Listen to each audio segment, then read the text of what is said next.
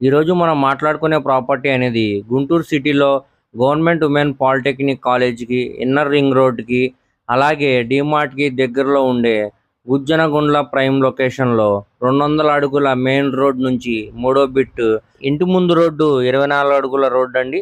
ఇది ఈస్ట్ ఫేసింగ్లో ఉండే ల్యాండ్ అండి. 16 అడుగుల వెడల్పుతో 49 అడుగుల లోతులో ఉండే మొత్తంగా ఇది 87 గజాల్లో ఓపెన్ ల్యాండ్ అనేది సేల్కి వచ్చిందండి.